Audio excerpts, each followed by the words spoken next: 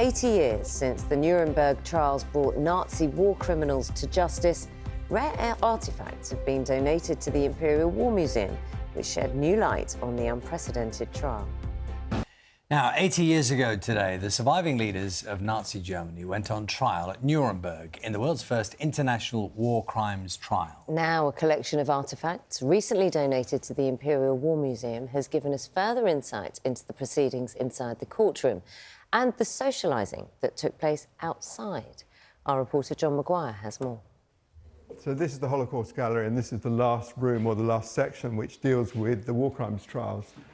Deliberately staged in the very heart of Nazi Germany, where massive rallies had demonstrated the power and the propaganda of Hitler and his acolytes, the international military tribunals at Nuremberg were a showpiece like nothing that had gone before.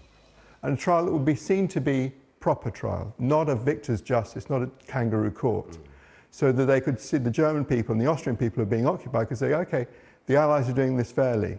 The once mighty Nazi number 2 still postures in the limelight. Exhausted by years of war, the Allies had wanted summary executions of the surviving Nazi leaders, but decided instead to try them in a court of law, presided over by judges from Britain, America, France, Russia, and watched by the world. So they went to great lengths to ensure that there was fairness. In fact, one of the clauses of the Nuremberg Agreement was fairness. So all the defence counsels for the defendants had ample opportunity to see the evidence that was going to be presented the next day. The defendants were all allowed to choose exactly which counsel they wanted. Most of the counsel were all ex-Nazis or Nazi lawyers, but they were, they were free to liberty to have who they wanted. Goering wrote sheet after sheet of notes and suggestions for his defending counsel. The world needs to know what these men did. It's now the subject of a new Hollywood film starring Russell Crowe as Hermann Goering, Hitler's deputy and the most senior leader to be tried. And you knew.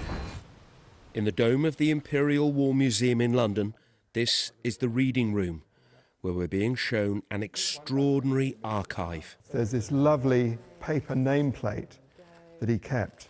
Collected by the secretary to the British legal team, Ian McElraith, and donated recently to the museum by his family, it gives us a front row seat, both inside and outside the Nuremberg courtroom. IWM is really lucky to have the complete trial transcripts from the Nuremberg trials. They're held in our collection, so we have that kind of legal record, and that's great. But what McElraith's collection is going to allow us to do is to get a real insight into what it was like personally for these people who worked on these trials for months and months and months. Now for the first time, international gangsters stand trial as common criminals. Goering still trying to read his statement and still getting nowhere. Cameras filmed the proceedings. Such was the determination that justice should be open and transparent. It was an incongruous existence, the worst of humanity by day, but in the evenings, culture, friendship, and lots of parties. The one that I found most interesting here was we are inviting you to a reception on the occasion of Red Army Day. This shows you that all of the Allied nations were kind of working together as part of the trials, socialising afterwards.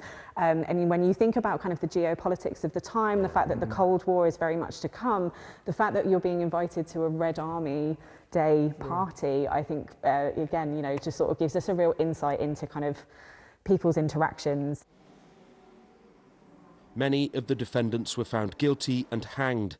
There were some acquittals, but Goering escaped the hangman's noose using one of these cyanide capsules that were issued to the Nazi high command. Where the First World War was supposed to end all wars, Nuremberg, which incorporated new legislation such as crimes against humanity, was intended as a legal way to deter warmongers, a theory Ian McElraith supported in this letter to a friend. If I am asked whether I think that the holding of the Nuremberg trial and the sentences imposed on the defendants will have any effect on the conduct of another war, I would reply yes. Of course, in that regard, the trials proved unsuccessful, but they laid the foundation for more recent war crime prosecutions in Rwanda and the former Yugoslavia. People can now be held accountable for their actions, for their atrocities, for man's inhumanity to man. John Maguire, BBC News, London.